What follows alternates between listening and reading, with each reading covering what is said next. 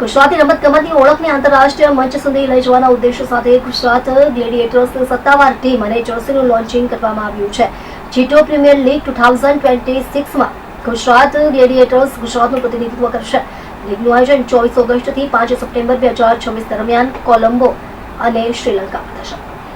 ગુજરાત ગ્લેડિએટર્સ ટીમના માલિકી કંપની ચિંતામણી entertainment private લિમિટેડના માલિક નીતિન મહેતાએ જણાવ્યું હતું કે ગુજરાત ગ્લેડિએટર્સ માટે ખેલાડીઓની પસંદગી પ્રક્રિયામાં સમગ્ર ભારતમાંથી 300થી વધુ ખેલાડીઓએ ભાગ લીધો હતો. વિવિધ તબક્કાની પસંદગી પ્રક્રિયા બાદ 25 ખેલાડીઓને અંતિમ ટીમમાં સ્થાન આપવામાં આવ્યું છે.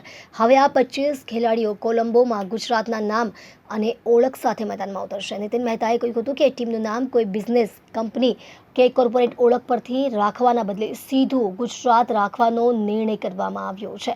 ટીમનો ઉદ્દેશ્ય માત્ર એક ફ્રેન્ચાઇઝી તરીકે ઓળખ બનાવવાનો નહીં, પરંતુ ગુજરાતની ઓળખ અને ગૌરવનું પ્રતિનિધિત્વ કરવાનો છે. અને આ બાબતની નોંધ ખુદ કેન્દ્રીય રમતગમત મંત્રી મનસુખભાઈ માંડવિયાએ લઈ નીતિન મહેતાની પ્રશંસા પણ કરી છે.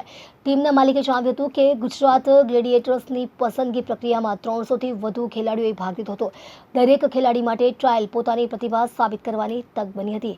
અંતે 25 ખેલાડીઓની પસંદગી કરવામાં આવી છે. ખેલાડીઓ માટે જીપીએલ માત્ર એક ટુર્નામેન્ટ નહીં, પરંતુ પોતાની પ્રતિભા અને નવી ઓળખ સ્થાપિત કરવાની તક પણ છે. ભારતના ભૂતપૂર્વ આંતરરાષ્ટ્રીય ક્રિકેટર પાર્થિવ પટેલ ગુજરાત ગ્લેડિએટર્સ સાથે બ્રાન્ડ એમ્બેસેડર તરીકે જોડાયા છે.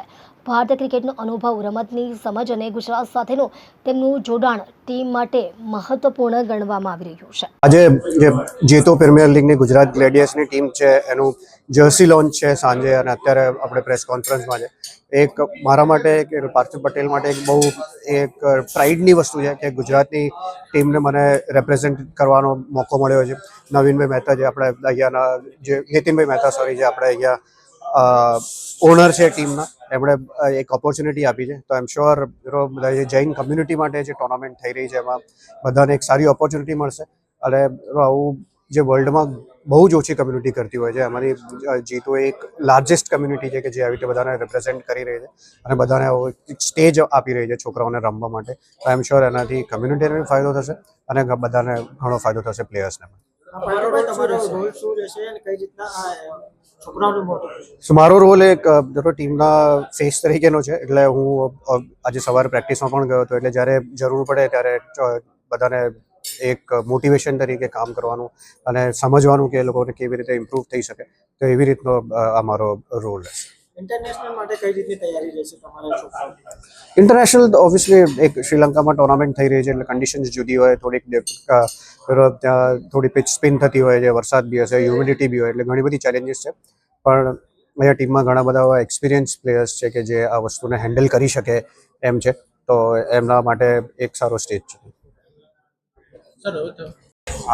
મારું નામ નીતિન મહેતા છે. હું ચિંતામણી ગ્રુપનો મેનેજિંગ ડાયરેક્ટર છું.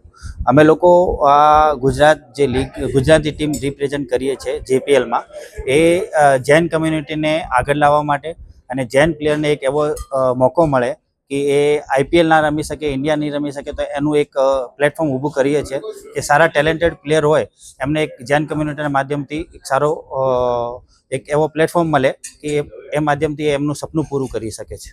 જૈન સમાજના જ છોકરાઓને તમે લીધા છે, અન્ય સમાજના છોકરાઓને કેમ લઈ? શોર્ટ ટાઈમ હતો અમારી પાસે. અમે લોકો જ્યારે આ જીતોમાં જ્યારે લોન્ચ કરેલું ત્યારે ગુજરાતથી 250 પ્લેયર પાર્ટિસિપેટ કર્યું છે. આવાવાળા સમયમાં અમે નેક્સ્ટ સિઝન 2 કરીશું. એમાં આખા ગુજરાતને મોકો આપીશું, અલગ અલગ જગ્યાએ જઈને કેમ્પિંગ કરીશું.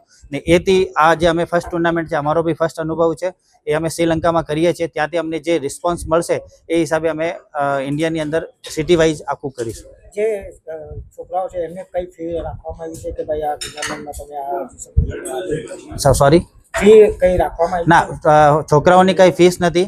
છોકરાઓ જે સિલેક્ટ થાય છે એમાં માર્કી પ્લેયર છે એમને અમે 1 લાખ રૂપિયા કરીને આપીએ છીએ ને 50,000 રૂપિયા જે બીજા પ્લેયર છે એમને એવી રીતે કરીએ છીએ. આ ટુર્નામેન્ટ કઈ જગ્યાએ છે, કેટલા? આ ટુર્નામેન્ટ શ્રીલંકા છે, કોલંબોમાં સીસી ગ્રાઉન્ડમાં છે. 24 તારીખથી શરૂ થશે અને 5 તારીખે એનું ફાઇનલ છે. એ રીતે